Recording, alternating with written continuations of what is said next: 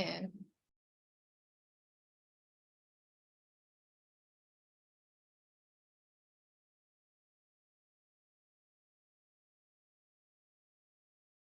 Good afternoon, everyone.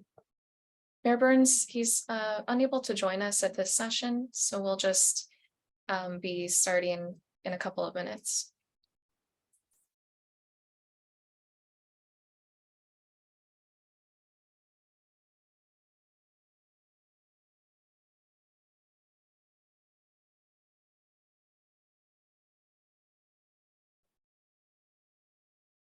Why everybody's so prompt? I was gonna say, Mark, do they get extra points for promptness? Sure. Give out points. Feeling generous. Mhm.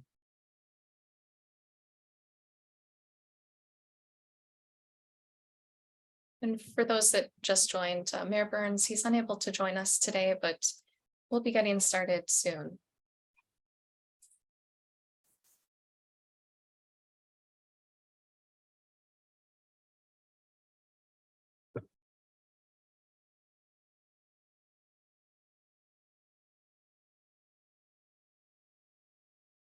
Feel free to come on camera and say hello, just because Mr. Personality is here doesn't mean you can't say hi to the rest of us. Hi, Tessa, thank you. Hello. Hello. You only get the extra points for punctuality if you also greet the teacher, so. Yeah. There you go.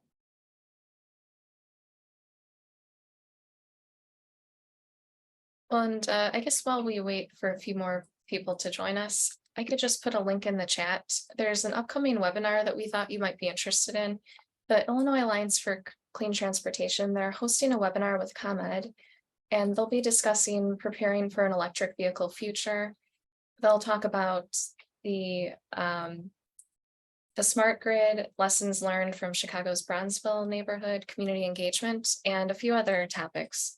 So I'll put that link into the chat. It's happening on Monday, and that's just a 1-hour webinar if you're interested.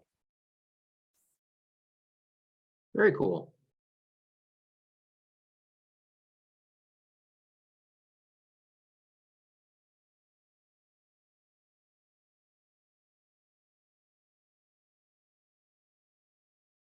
Why don't we go ahead and get started just in the end, because I know Mark's got a lot of material to cover. Cheryl, other announcements before we?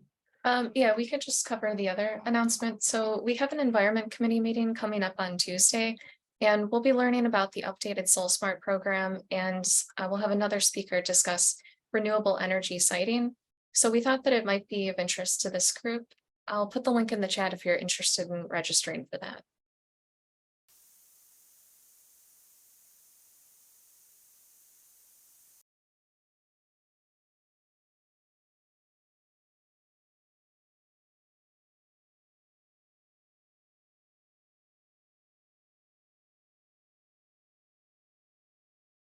Great. Are the slides up? Yes, they are. Nice. So welcome, everybody. I appreciate you carving out some of your lunchtime to join us today. This is session 6, coming to the end. And we're going to be talking about renewable energy today. So as was indicated, we've got a lot of material to cover because it's a pretty broad topic area. So high speed, low drag, we're going to be touching on a lot of things. But as always, if you have questions or comments, drop them into the chat and we'll curate them, and we'll have some time at the end to address those or other questions as they occur to you. Same agenda as always. Some housekeeping issues. We'll talk about our resources, some readings that you can avail yourself of, and a website of the week that I think is kind of interesting. Then we'll talk about the lecture. We're going to be looking at the various renewable energy technologies that are fairly common in Illinois, past deployments, and the outlook for the renewable portfolio standard in Illinois. And then what are the options that are available to municipalities in Illinois? And it's not an exhaustive list, but it's fairly lengthy, and I think it touches on most of the opportunities out there. And then going to be up to you to carry the ball forward to say, this is how I want to proceed. This is what makes sense to our community, and then build a plan around it. And then, of course, at the end, discussions is open. So in terms of announcements, you heard Cheryl indicate that there's a few meetings coming up, environmental committee, presentations.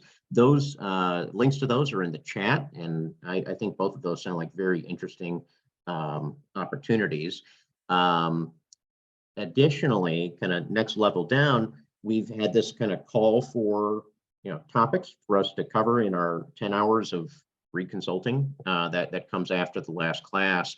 And these are the 4 that have come forward. We can always entertain more, and we'll move these around and try to get some meat on the bone here. But seems like there are a few communities that are interested in looking at the details of smart grid. What does that mean? How is it built? How does it operate? What does a municipality need to do to get into that smart grid space and those technologies? The next are microgrids, which are somewhat tied to smart grids, but the microgrid is kind of a mini utility district within a larger utility region. We also have some folks are interested in the nuts and bolts of the franchise accounts, managing those, and perhaps even converting from franchise accounts, which is in-kind payment or credits from ComEd, to a monetary payment from the utility, and how that can work and what it allows you to do. And then we've also had some inquiries about the federal energy incentives, namely the Infrastructure Reduction Act, and then the bipartisan Infrastructure Act. So we can always accept more, and we can start taking votes and kind of kick it around a little bit and figure out how we want to approach this. But those are the topics that have been presented so far. And then, as always, if we have anything that we can do to enhance the remainder of the course, please don't be shy. It's your time, so we want to make sure that it's time well spent. On to resources. So we're talking renewables. So the hottest deal in town right now is called the REAP, the Renewable Energy Access Plan. The Climate and Equitable Jobs Act requires that the Illinois Commerce Commission undertake a process where they outline a path to an equitable, reliable, and affordable method or series of methods for meeting the Illinois' clean energy goal of zero emissions power sector by 2050. And so the link here will take you to the REAP webpage on the Illinois Commerce Commission's website. It'll give you links to the presentations that have been made around this issue. Basically, what they're looking at is, okay, we've got this goal. How do we get there? And in addition to the REAP webpage, there's also a case within the Illinois Commerce Commission about the REAP. And you can click over to that, see the testimony of the parties. It's interesting that most of the parties that are involved in the REAP that are making recommendations about how to accelerate renewable energy deployments in the state are largely dominated by renewable energy developers, as you would expect. Only 2 utilities have weighed in, which I think is interesting. There are a number of policy organizations that are in the mix as well, and 1 consumer group, as far as I can tell. So, it's very telling when you have these cases to see who shows up, and not a lot of people who are banging the drum around the issues that are likely important to consumers, which are reliability and cost. So, I'm not saying that those should be the issues, but it's interesting that that those traditional issues are not being raised as strenuously as they typically are. So the REAP, if you want to get a feel for how the state is planning to get to where it says it wants to go, that might be a place to look. Secondly, we have the CS Squared program, the Community Solar Clearinghouse Solution from the Metropolitan Mayor's Caucus. We're talking about renewables today, and people want to know what they can do in their own community. Well, this is a ready-made community solar program. This is where the Metropolitan Mayor's Caucus has reached out to a number of community solar developers, negotiated good, solid subscription agreements that allow the consumer to get access to community solar in a very simple, streamlined, and transparent way. And this is just an example of how local governments can help their residents get access to more renewable energy resources within the state. And then lastly, I just want to give a quick link over to what's called the Geo Micro District Feasibility Report from a group out of Boston called HEAT, Home Energy Efficiency Team. This is a nonprofit that has developed a new business model that can be employed by natural gas utilities to replace natural gas with all electric heating and cooling in existing neighborhoods in Boston. It is pretty cool. And they're in their deployment phase now on phase 1 of their first of, I believe, 7 projects. And for those of you who are looking for solutions to, get onto the Electrify Everything initiative, this might be a way of addressing those neighborhoods that are already piped for natural gas. This might be a way of looking towards converting those to all electric, if that is the direction you choose to go. So those are the resources. Here for the website of the week, I like maps and I like images. So a lot of times being able to tell the story of renewables or efficiency or energy really is helpful if you've got some pictures, and it helps people get a better sense in their minds of all the pieces that come together that get energy delivered to the plug in my living room. So this is one from the Energy Information Administration called the U.S. Energy Atlas. It's a layered mapping application that I found to be very helpful in providing visuals for presentations and customer and client discussions. So you land on the site and you start putting in layers. You can zoom in like I did here for the state of Illinois as well as other states. You can then pick layers such as natural gas pipelines. So you can see where the interstate pipelines go and where the intrastate or distribution pipelines are within a region. Dark blue, light blue, right? So pretty easy. You can then go over and say, I'd like to see where all the electric transmission lines are, just to get a sense of what that transmission network looks like. Here you've got the dark purple lines are for high voltage, and then the light purple lines for lower voltage.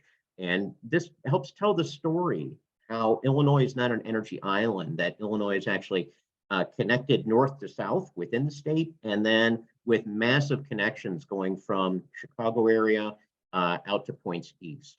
So this is, again, just a way of broadening the perspective that when we're talking about our own local energy policy, that it should be considered within the context of how the existing networks actually operate. You can then start to layer on things that are of interest, like where are all the renewable energy resources? And here you see the gray little circles with a turbine symbol in the middle. Those are wind farms. Or you could see the green areas, which are biomass or ethanol facilities. You could see the sunsplash for solar resources as well. And it again gives you this sense and ability to zero in and click on each of these assets and get a quick rundown in terms of, okay, well, what's going on with this one? Here's a landfill gas asset that's out in South Elgin in Kane County. And it gives us this very quick rundown of who owns it, and is it landfill gas? When did it start operations? How large is it? Kind of on and on. So it's really a nice tool to be able to orient conversations, to talk about what are the assets in the ground that are part of the overall grid that delivers electricity into our own communities. So those are resources. I hope those are helpful. If not, let me know what type of resources would be helpful to you, and I'll go through my list of stuff that I usually access, and I'm happy to share with you things that are maybe more relevant to the conversations you're having in your own. So on to the lecture. In full disclosure, I'm not an engineer, right? I've worked with engineers almost all my career. But that being said, I think it's helpful to get us an idea of what are the basics of the engineering in a lot of these renewable energy technologies, right? These are very different from a lot of the technologies that we see that dominate the market today, primarily are thermal assets.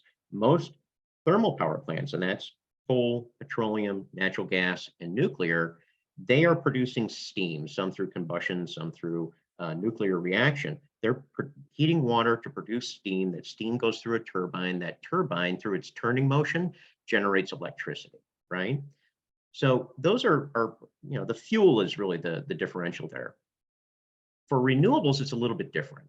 For renewables, the fuels are different, right? You see the list over on the left of what we're going to touch on.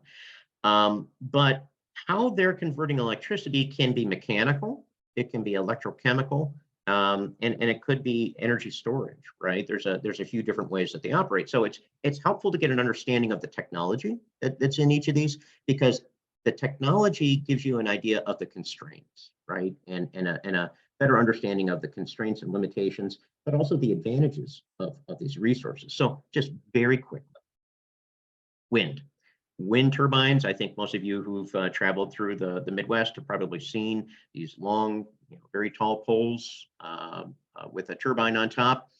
Well, most of the machinery's in what's called the nacelle. That's that part that's behind the blades up at the top of these wind turbines.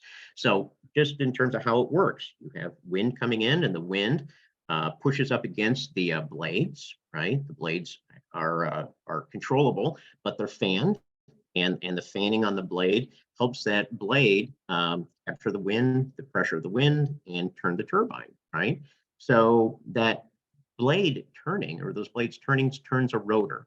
That rotor then is part of a gearing mechanism of a low speed shaft that goes into a gearbox. That gearbox is what turns the generator, right? And the generator converts the mechanical motion of rotating a magnet within a jacket that's made of copper wiring, and that generates electricity, right? So a lot like a steam plant, right? Where the steam is being pushed through the turbine to turn the generator. Same thing here, it's just that wind is making the mechanical process. So these are very sophisticated pieces of equipment. They have braking mechanisms, they have different drives, they have different motors that allow that nacelle to move into the wind to maximize the output. They can also throttle back and then release up the turbine to try to get some consistency in the output. A lot of technology built into these things.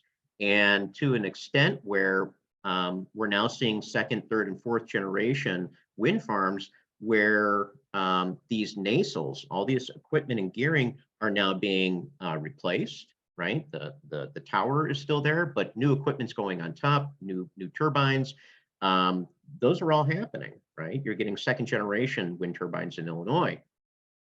Or you're seeing taller turbines going up. And the taller the turbine, the more wind it can capture, the more wind it can capture, the more power it can generate. But like all renewable assets, right, and all generating assets, it's dependent upon the fuel. Wind here is the fuel. So when there's no wind, there's no generation, right?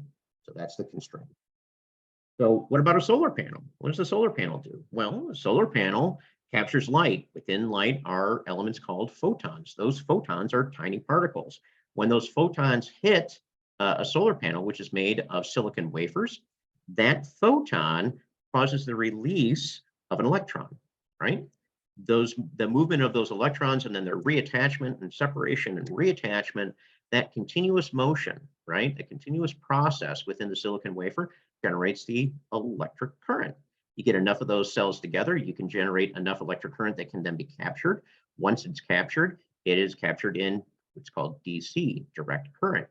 That direct current passes through an inverter to make it into alternating current, right? Back to our Nikola Tesla conversation from a few sessions ago. And the alternating current is what can be used in your house, or it can be pushed back out to the overall grid. So solar doesn't have any moving parts. It's allowing those electrons to move on their own, right? So it's a little bit different than the more traditional mechanical type technologies that we've seen in the past. What about biomass? Well, biomass is, it's been around for a long time, right? It used to be that wood was used to fuel a boiler, and the boiler would generate steam, and the steam would turn a turbine, and that would be electricity. A lot of frontier towns had wood burning, what would effectively be biomass power plants. Well, things are changed, right? The issue with biomass is always been, the challenge has been getting sufficient supply that is consistent. If you're gonna have a fuel supply that's biomass, it's very difficult to build consistency of generation unless you have consistency in fuel. And so what's happened is that now, instead of simply burning whatever comes through the door, there's now this idea of a biorefinery that's come about. So wood, agriculture, waste product, and even some crops are now being blended together into a pulverization process. And that pulverization process is then going through a gasification process, right? You get your pulverized organic material, and through a series of heating and cooling and pressurization, the biogases, part of the makeup of that pulverized organic material, is being driven off and being captured. That's the gas and the gasification, right? So once you have that gas that's been driven off of the biomass, you can then clean up that gas. You can dehumidify it. You can then standardize that as a fuel, just like natural gas, and you can use it to combust, right? So it is gas that is, instead of coming from a natural gas source, it's coming from this biomass source. It can then be stored. It can be moved through a pipeline. It can then be concentrated. It can be used for a number of different purposes as a replacement for natural gas. So this is a new way of driving the biomass, that instead of simply incinerating and burning what's coming through the door, it's going through this gasification process to produce a biogas that then can be used just like a natural gas. Speaking of gas, we have landfill gas, which I think a lot of people have seen in the past. You have, a graphic here from the landfill methane outreach program from US EPA, where, you have a landfill, you've got biological agents that are buried under the capped landfill, and they drive off gas, right? Primarily methane. That methane, instead of being allowed to be flared off or escape into the atmosphere, it is now being captured, right? And it is through that primary treatment where the gas is collected as it is emitted from the basically the biodegradation cycle underground. It is captured and then it is dried, right? A lot of moisture content down there in the old garbage dump. Once that has been filtered and out for moisture, it then goes into a secondary treatment, and the cooling process and another moisture removal process allows that gas to be fairly dry. It then needs to be filtered to pull out the sulfurs, right? So a lot of impurities in that gas, those have to be pulled out. And then once you've got through that secondary treatment, that gas needs to be compressed so that it's easier to burn. Once it's been compressed, it can go into a boiler, and that boiler then can drive a turbine and a generator and generate electricity. That electricity can go out to the electric grid. What we're now seeing is more interest in advanced treatment of that landfill gas to turn this into a different type of fuel, another biorefinery type activity. But what it's really looking to come as an output is a high BTU fuel used for transportation, primarily in heavy industry, as a replacement for diesel.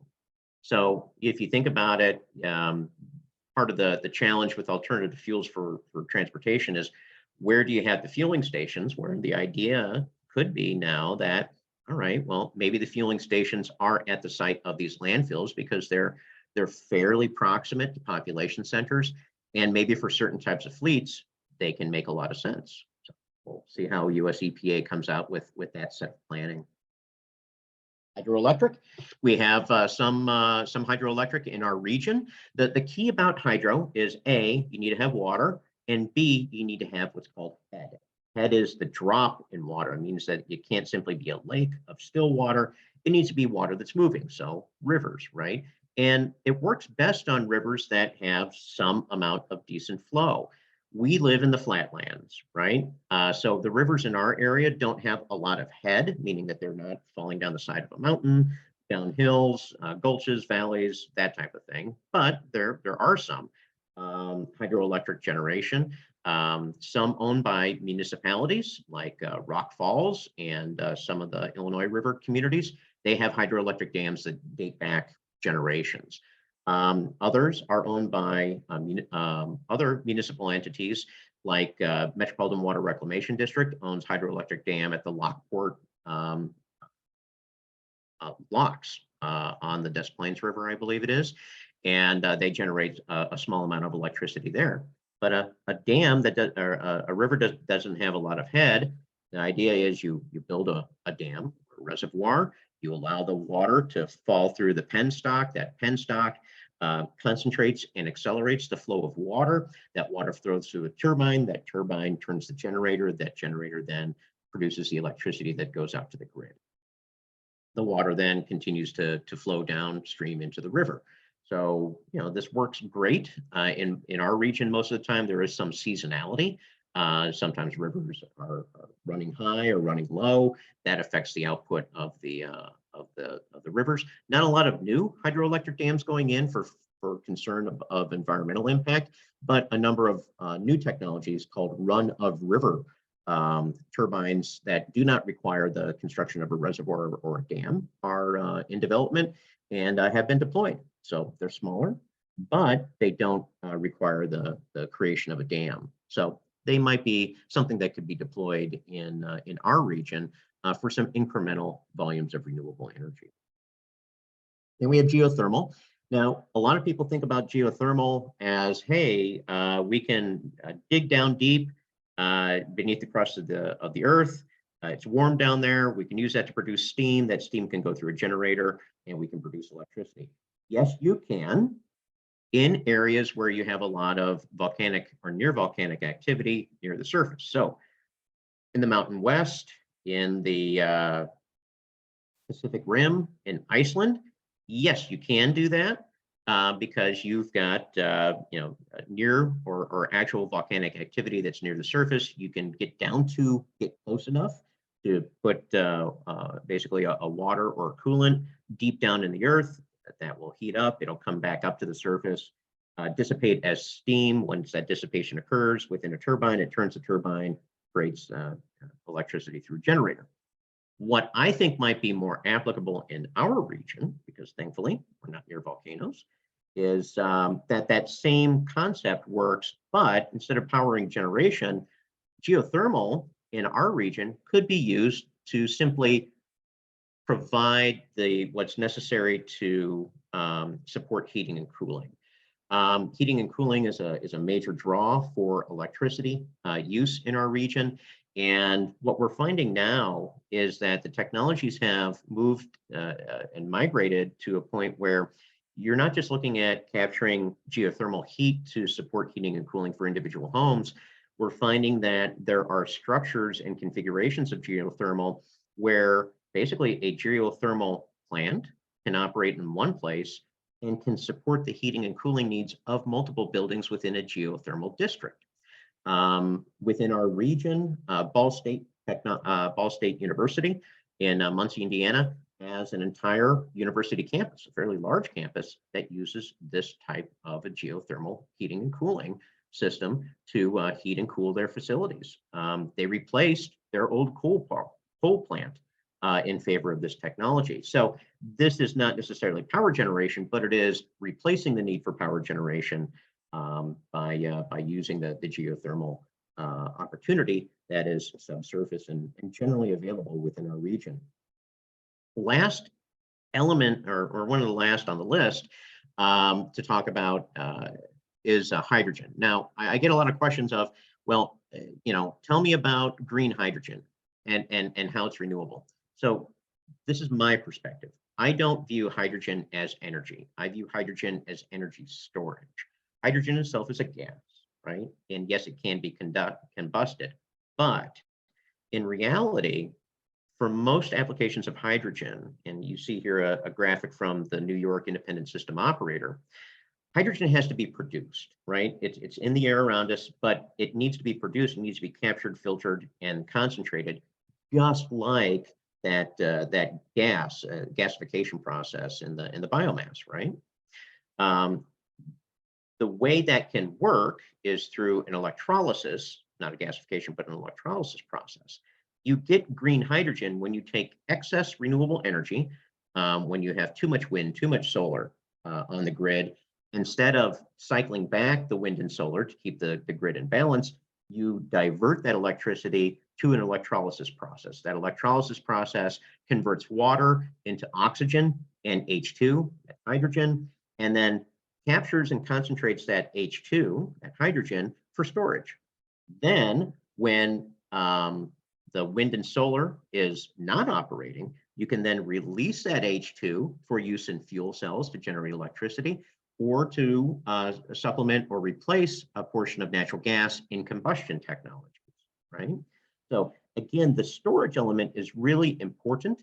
And the thinking is that perhaps it's hydrogen that can serve to balance out our renewable energy structure to run alongside of battery technology. Because as we learned, battery technology has some constraints, right? There's rare earths, they deplete over time. Maybe this storing that excess renewable energy is a way of evening out our grid and providing the fallback, the storage, the security that's necessary to keep the grid operating through the use of green hydrogen. So I hope that's helpful and didn't confuse the issue. But green hydrogen is hydrogen that is manufactured using renewable energy. There's also blue hydrogen, which is manufactured using nuclear power. Then there's, I think they call it brown hydrogen, which is just produced from regular grid energy supply. So you can pick your flavor. So now, we talked about the technologies. Let's talk about how renewables work in Illinois, the Renewable Portfolio Standard, also called the RPS. So this is the structure of how the Illinois RPS works. When we say we want to get to 25% renewable by 2025, this is the structure that's supposed to get us there. So by statute, the Illinois Renewable Portfolio Standard, which was passed in 2007, requires the investor-owned utilities, ComEd, Ameren, and Mid-American, to purchase renewable energy credits, right? One renewable energy credit is equal to 1,000 kilowatt hours to match a percentage of their loads, right? That's the 25%. And the 25% by 2025 means that we want those investor-owned utilities to purchase a volume of renewable energy credits equal to 25% of their loads by 2025. Those utilities perform that function by purchasing their renewable energy credits from renewable energy developers, those that own wind and solar.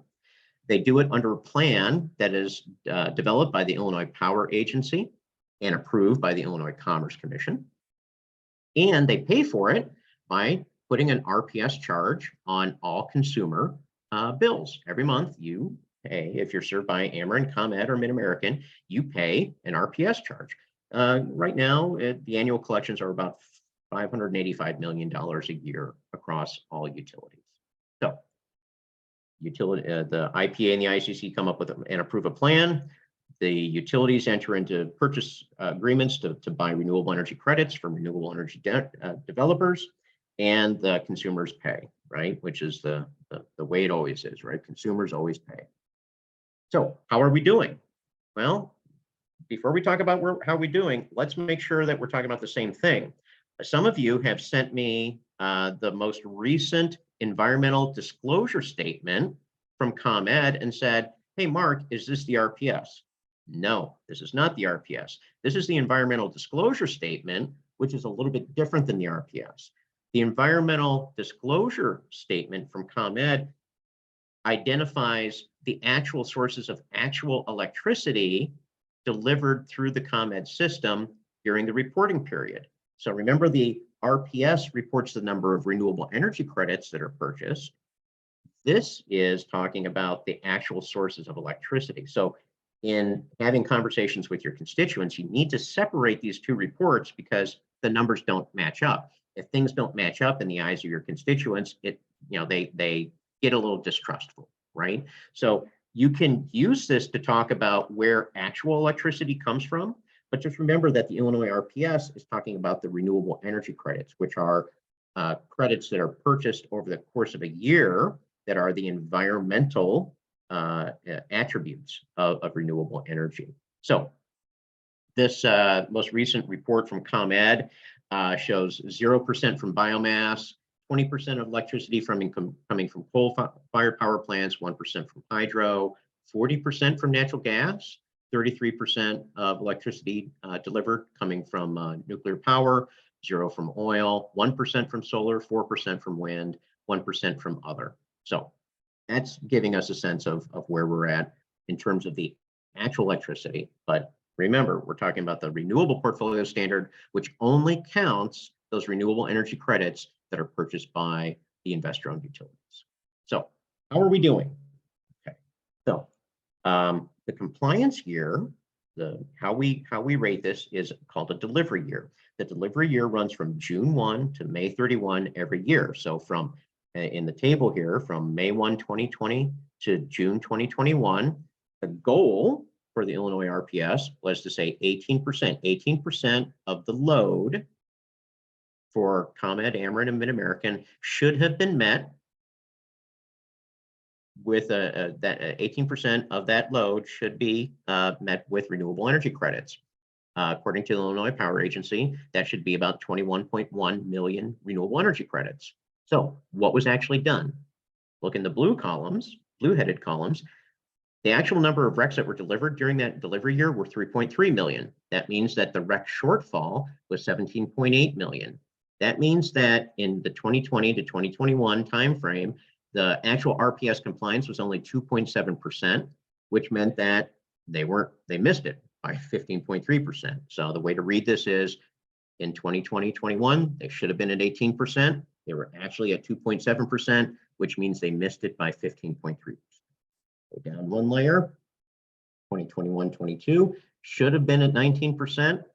All the way over, they say they were at 5%, which means that they were 14% off. Go down to 2022-23, which is where we're at right now, should have been at 21%, actually at 6.6%, which means missed it by 14.4%.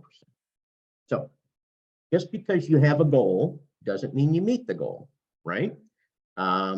These reports, you see the source here, come out through the Illinois Power Agency. They report on it, and there's a lot of data, but I just wanted to bottom line it for you to let you know that this is where we're at today. So I don't bring this up to be critical of anyone. There's a lot of challenges in meeting the RPS. We can discuss that. But if your municipality is counting on the state and the state RPS to carry you over the line to meet your renewables goals, you just should be mindful that they've got a ways to go to scale up to meeting the goal. And you need to get a good sense of, are they going to meet the goal at a timeline that is going to support your own local goals, which might be accelerated. So that's just a mindfulness issue. So what's the outlook? Well, the RPS was updated in the Climate and Equitable Jobs Act to be 40% by 2030. And the IPA took a look at that and they said, okay, well, how far do we have to go? And they put this graph into their their most recent long-term renewable resources procurement plan, the LTRRPP. And what it shows here is in the colored bands down at the bottom, or I'm sorry, at the top, there's a green line. The green line shows the statutory goals getting up to 40% by 2030, 2031. In each of the bars, each of the compliance years, you see some colored blue, yellow, green bars, or layers within the bar charts. Those are the contracts that are already in place. Then you see a gray bar, and the gray bar is the REC gap. That is the amount of renewable energy credits that the agency still needs to purchase to be able to comply with the statutory goal. So I bring this up to you just to give you this sense of, okay, how far are we today from where we're supposed to be? And do we get closer based on what we've done? And again, this is just to give you a sense of, if you're counting on the statewide RPS to carry your compliance goal, to meet your compliance goals, you might want to very closely monitor how the state does in closing this gap in coming years, right? So I guess the rude way of saying this is they're not going to do it for you, right? We've been at this since 2007, and this is how far we've gotten. So you're going to have to think long and hard about whether or not there are sufficient changes in the statute, in regulation, in the marketplace that will allow really a step change in increases in renewable energy credit purchases in Illinois. So when we're talking about options in Illinois, when you say, I want to be 100% renewable, what does it you mean by that? Or how do you get there? What does that even mean, right? So I just thought we'd start with the basics. The first is, what's a renewable energy credit? Well, renewable energy credit is a receipt, right? And it shows or demonstrates that 1,000 kilowatt hours of electricity was generated by a renewable energy resource at some time in some place, and that electricity showed up on the grid, right? And it represents the environmental attributes of the energy, or the renewableness, right? So in the graph, you've got traditional energy generation, right, from a coal power plant, and then you've got renewable energy generation. Well, the coal power plant delivers electricity to the grid, also called the power pool. Well, the renewable energy generation does the same thing. It delivers electricity to the power pool, and that electricity is blended all together, and it's delivered to businesses and consumers, right? There's no way to make the electrons from the renewable electricity generator arrive at your home. It all gets blended. But what a renewable energy generation asset does have is this REC, the environmental attributes, which makes it different than the standard emitting traditional resources. That REC can be sold separate from the energy. So if you're a consumer, if you're a business, you could buy electricity from the grid. And when you buy a renewable energy credit, in the eyes of the renewable portfolio standard and in the eyes of stakeholders, that means you're buying renewable energy, right? So you can buy the grid, the REC separately. You take your grid supply, you couple it with the REC, and all of a sudden you're renewable. This is pretty easy, right? You can go buy RECs every day. They cost about $5 per REC, so about divide the $5 by 1,000 kilowatt hours, about ½ cent a kilowatt hour. You can be 100% renewable tomorrow if you want. You just have to choose. You want that to be a wind farm, a solar farm in Minnesota, California. You want them that were produced this year, last year. It's all up to you, right? You can buy 1 year, 2 years, or more, but just be mindful. If you're buying a REC from an existing renewable energy resource, you're not helping build new renewable energy. You're simply buying the RECs from an existing resource. You're not supporting additionality. You're supporting the operation of an existing asset. But if you have additionality as your goal, buying a REC for 1 or 2 years is not going to bring about a new renewable asset. It's only by making long-term commitments, 15, 20, 25-year commitments to purchase RECs, that provides the security necessary to build new wind and solar. Most RECs that are sold on short-term contracts today are wind RECs that are produced in the upper plains. And so that's an easy way to do it, right? Just costs money. Or you could have distributed generation. Distributed generation puts most likely solar panels on your municipal facility or your home. And that distributed generation generates electricity that you use in your home for appliances and plug load and all that type of thing. If you generate more electricity than you use, that excess electricity follows the track of the yellow arrows here, goes through your bidirectional meter, goes back out to the grid. Your bidirectional meter counts how many kilowatt hours you put back out on the grid. When your solar panels are not generating, say at nighttime, and you turn on the lights, well, you still get electricity from the grid. Those are the blue arrows, and that electricity flows through your bidirectional meter. At the end of every month or your billing cycle, your bidirectional meter keeps track of how much electricity flowed in and how much electricity flowed out, and you get a bill based on your net consumption, right? So that netting is the net metering that you hear about, and it is a way of allowing the overall grid to serve as your backup for your distributed generation system. The other nice thing about the DG is that you know that when you're consuming electricity from your DG, you know where it's coming from. You also know that the electricity you're generating for your facility, if it's in Illinois and it meets certain contractual obligations, you can sell the renewable energy credits from that rooftop solar to the utility under a long-term contract, that the funding of which can be used to pay for the solar resource. So not too bad. That's part of the Illinois RPS. The utility is obligated to make the offer to purchase those renewable energy credits from you if you do not want to keep them for your own compliance purposes. So this is a way of getting renewable. Higher level of effort, longer term commitment. There could be costs, could be some cost savings though, right? Your cost to generate might be less than the cost to purchase electricity from the grid. So you're getting a little bit more optionality built into your process here with this option. What about community solar? What if you don't want to, or you can't put renewable distributed generation on your roof, or you don't want to simply pay to have renewable energy credits? Well, you could say, all right, well, we want to have a share of electricity from a large solar farm. Well, in Illinois, community solar is allowed. That allows for shared solar. That means that multiple consumers here in item A can get a subscription or lay claim to 1, 2, 5, up to 40% of the output from a large centralized community solar farm. That community solar farm generates electricity, puts that electricity into the ComEd system.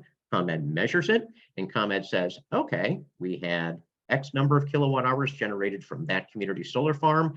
We credit the appropriate portion of that monthly generation to each subscriber, and then each subscriber gets a credit on their bill for their share of the electricity that was generated by the solar farm.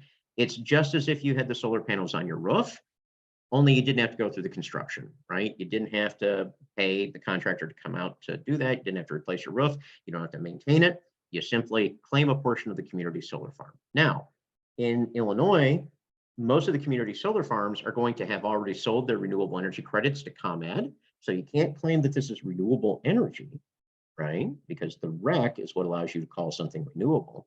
But by participating in community solar, you are supporting the development of the community solar farm, because those net metering credits that you get on your bill, you're going to have to share some of those with the community solar farm. Could be 80%, could be 90% of the bill credits are going to be shared back to that community solar farm. And that revenue is going to be what's necessary to keep the solar farm operating, paying its taxes, its land leases, and everything else. But this is a pretty easy way to do things. You don't have to purchase any equipment. You're not on the hook for any maintenance. It's a guaranteed discount, right? You're always going to get it, and relatively no risk to the subscriber. So this is an easier way to support renewables in Illinois. You could do the self-direct, right? If you have in the aggregate amongst all of your accounts greater than 10 megawatts of peak demand, so that's pretty big, you can, in essence, opt out of a portion of the Illinois RPS. Remember this diagram from a little bit earlier? The IPA and the ICC develop and approve a plan that then requires the utilities to purchase renewable energy credits from renewable energy development, leg A. Then consumers are charged for RPS, and that reimburses the utilities for their expenses for purchasing those RECs. Well, under the self-direct provision of CEJA, if you're a large user, you could go and do your own deal for self-direct. You can enter into your own agreement with renewable energy developer for a period of up, a little bit beyond 10 years, which is the minimum. You could buy your own RECs, and when you're buying your own RECs, you can get a rebate from a portion of your RPS charges. So you're still going to pay some RPS charges, but because you're buying your own renewable energy credits from a new resource in Illinois under a long-term contract, you can claim back a portion of that $5 a megawatt hour that you're being charged by the utility. So this is another way that can allow you to find a way to participate in the renewable energy development in Illinois. In this case, you get to keep the RECs. So that might be good to meet your policy objectives if it is REC-based. Another way you can do this is by entering into a virtual power purchase agreement. Under a virtual power purchase agreement, this is a book transaction. You're not connecting a wind farm or solar farm to your municipal facilities. That's not what you're doing. What you're doing is you're finding a renewable energy developer who has a project that they want to develop. To develop that asset, the developer needs to be able to finance the project. They need equity and debt to be able to buy the equipment, buy the land, install the product, and get it connected to the grid. To get financing, the developer needs an entity, a credit-worthy counterparty that's willing to make a long-term commitment to buy the energy from that asset, right? So this is what happens. You find a developer who has a project that they want to develop, but they need a commitment. You as the buyer agree to a fixed price to purchase the energy and the renewable energy credits from the project, the virtual PPA, for 15 to 25 years. With that promise that you're going to pay that rate, the developer can then get the money necessary to build the plant, right? Then after the plant is operating, here's how you settle up. This is how you get what you want. The developer operates the plant, and that plant delivers electricity to the grid. We're down in square D right now, right? That electricity is generated, it goes to the grid.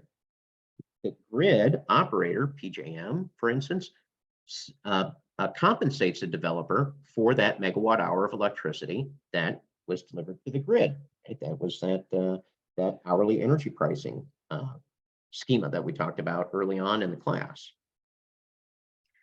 Every month, then, you and the developer sit down, and the developer says, well, we sold 1 megawatt hour of electricity and we received $50 a megawatt hour.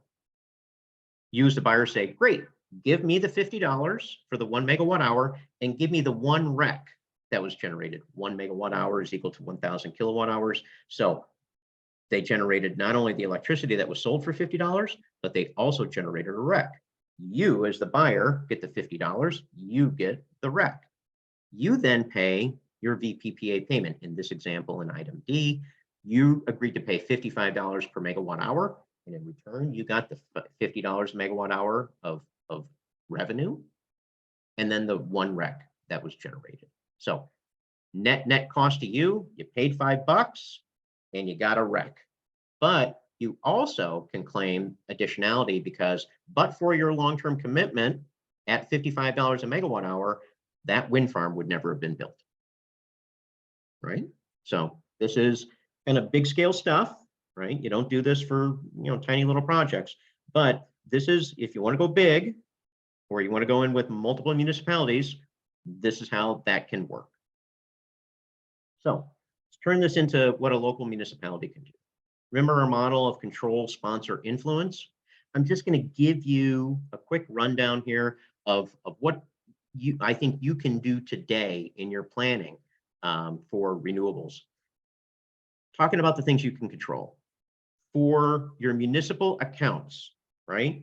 You can purchase RECs, you can install distributed generation, you could do community solar, you could do self-direct if you meet the requirements. You could even do a virtual power purchase agreement. Those are the codes within the parentheses there. You could take your multiple municipalities, right? You could gather together and purchase RECs or do distributed generation or community solar or virtual PPA. You could use your own municipal property, vacant property or roof space. You could host community solar. You could have a community solar project, even a small one, on the roof of City Hall, right? So those are things you could control that would be additive to renewables in Illinois. Sorry. You could sponsor programs. You could go through your municipal aggregation program and you could purchase renewable energy credits. You could offer community solar through municipal aggregation. You could technically embed a virtual power purchase agreement within your municipal aggregation program. It's complicated, but you can get there. You could have a commercial PACE program that supports solar development on commercial office buildings. You could do a group buy for rooftop solar within your community to drive down the cost, particularly soft costs. You could find a green energy broker who would help local residents and businesses understand and purchase RECs, distributed generation, community solar, self-direct, or VPPAs, right? You could provide that technical resource. Or you could influence. You could require, make a code requirement that all new buildings must be DG ready. You could have development agreements with new developments that say, look, developer, we understand what you're saying, but we want you to commit to a certain number of RECs purchased or a certain amount of distributed generation, solar panels, awnings in the parking lot. We want you to do community solar. You can make these things happen, but only on an influence. So hopefully this gives you a few ideas of what you can do as an individual or municipality. But some things to bear in mind, that the Illinois RPS is having challenges meeting its goals. So you might need to add to it if you have higher goals for your community. If you are making your own goals, you can define renewable however you want. You can include RECs or not include RECs. You can say we will accept renewable energy from out of state or on the other side of the world, or make it hyper-local. Up to you. If you're making the rules, you can make the rules for what works for you. And remember that when you're talking about all this, you need to balance the interests of, am I doing RECs, or do I value additionality, or do I just want clean sources, right? Giving it some thought early on can help you orient and build your action plan for what is achievable based on what's in the market today, and give you the flexibility to make changes for new options that will be available tomorrow. So I thank you very much for your time. We've got a few minutes left for questions, and I'm all yours for as long as you want me. Thank you, Mark. That was excellent. And thank you to everyone who's got questions. Because you've got some applause there, and thank you for your gracious comments to those of you that appreciated it. There are a few students in the class here who had some questions. So why don't I just call on you, make sure that they are still relevant and not answered. So if you want to get ready to raise your hands and speak up, we have Amy Meyer, who has some questions, Mark Berger, Marcella, and go ahead and unmute yourself. I guess, Amy, you might be first up if you're on, and if not. Yeah, sure. Sure. Hi, Go can you ahead. hear me? Sure. You want to Yep. turn your camera on just for Fun, sure. Yeah. Hi there. Great presentation. Thank you, Mark. I'm just wondering, I've been curious how much energy it takes to make a wind turbine, and similar for solar, and how that pays off over the life cycle of those investments. If there's a website for that. I think there are. What I can do is I can look that up. I know I've seen those numbers before, more on a carbon balancing basis, meaning that they estimate the carbon intensity to produce the racking, the panels, all that, versus the carbon offsets over the life cycle of the product. Is that what you're looking for, or are you looking for straight energy? No, I think that if it's put in terms of carbon, that's great. Mark, you look ready to go. Mark Berger? Yeah, I just wanted to say that you were talking about RECs and capacity. Isn't RECs more of a function of consumption or generation? In that a REC is supposed to equal to a megawatt hour of energy in terms of the transaction? Yes, that's, if I misspoke, I apologize, but you'll see on the slides where it says a REC is equal to 1,000 kilowatt hours, which is equal to 1 megawatt hour of electricity. Okay, So it's cool. a volumetric as opposed to a capacity measure. Thanks. Go ahead, Marcella. I had a question about the defining clean sources. So does something like biomass or, some of these others, do they really not produce any air pollution or greenhouse gases? Is that why they fall into this category? Or is it just that the source of the fuel is something that is not a fossil fuel? I think it varies depending upon who's using the definition. When I was curating my list, I was going more on the premise of, okay, well, if say biomass, yeah, you're combusting something and there's going to be carbon released. I think it's the way it made my list was to say, well, but for use as a fuel, it was going to degrade and release methane into the environment anyway. This is just there's a utility or a use of that, prior to and alongside its consumption. It's like recycle instead of reduce in the hierarchy. Yeah, it's not a reduction. So I think for me, it would be helpful to differentiate between zero carbon and reuse of, like a byproduct. Right, I agree. And that's why, I know Oak Park has done a lot of work on this and given a lot of thought. And this is beyond nuance, right? This is material. Because when we start talking to the public, they ask these questions.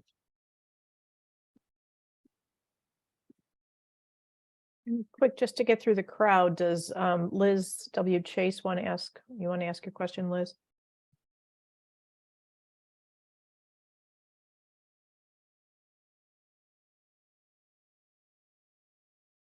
And if not, does anyone else want to come on camera and come off mute and ask a question? Otherwise, I have one or two. Ben, go ahead. Hey everyone, hey Mark, glad to see you're feeling better. Thanks. Yeah, quick question. There was some talk in the chat about district geothermal. Now, would that be something that's more done on a campus type scale rather than say a regional or sub-regional, just due to the construction and distribution of all of that geothermal? Right. Historically, yes. And we see that, think of your typical college campus, right? That's a system, right? I mentioned in the early on about HEAT, HEET.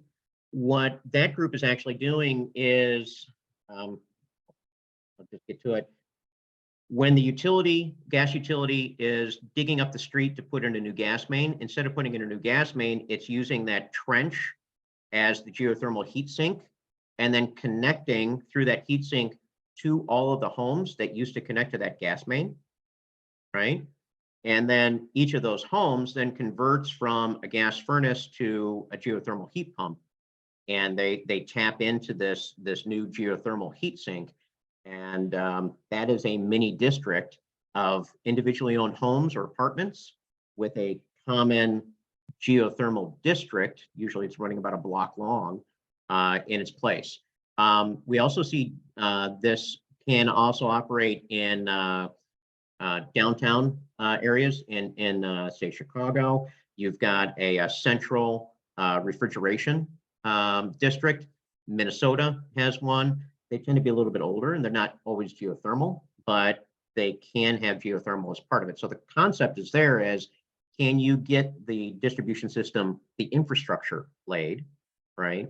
And that's going to be the challenge when you're dealing with multiple individually owned assets for parcels of property. It's great, thanks. Yeah, right of way and easements are going to be critical to planning that. We are past 1 o'clock, and anybody that needs to leave certainly can. I just wanted to ask one question, kind of sensing the vibe of this regional approach that I'm seeing in the questions, and then I guess what you queued up. Do you, Mark, do you see any other opportunities to aggregate for as a region, so the Metropolitan Mayor's Caucus communities, on virtual power purchase agreements or on the self-direct? Are you kind of foreseeing some things that we could do that would make communities that would like to participate in some of these programs eligible where they may not be if they came in at a smaller, one at a time community? Right. I think more so on the virtual power purchase agreement, the self-direct, the constraint is by statute needs to be 10 megawatts under a single entity. So it's not like you can get a club together. Okay. But virtual power purchase agreement is a commercial contract and it's not dependent upon the RPS. I think multiple municipalities could definitely do that. The trick is going to be, you'll be more successful if everybody agrees to the same terms and conditions, right? So the developer always wants to go to a single off-taker, right? Because that's the path of least resistance. But if they can always accommodate multiple off-takers, if everybody agrees that this is how we do it, right? And if there's alignment and it's municipalities, I think municipalities would be very favored buyers in the market because you're not going anywhere, right? But it's the contract terms. And then I think what would be reasonable for the municipalities to do is to start looking at what is their own municipal load first, right? You don't have to buy for the entire community, right? But start with your own municipal load first, see how that works. That's something you control, right? And then if it makes sense to expand it out to, in essence, buy RECs for your entire community, that would be the scalar approach to saying, if our community wants to get to 50% renewable by 2050, okay, this is a tool that gets us chunks of renewables that we can procure. Thank you for that. Mhm. So I guess you can dismiss class if you'd like, Mark. Some people have already left. I'll stick around if anyone's got questions. It's your time. I don't want to make anyone feel like they got to leave.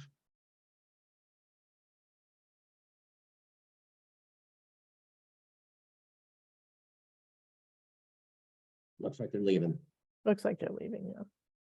Thanks, Mark. Thanks, Oh, Edith and thanks. Cheryl. Thank you. Yeah, thanks, Ben.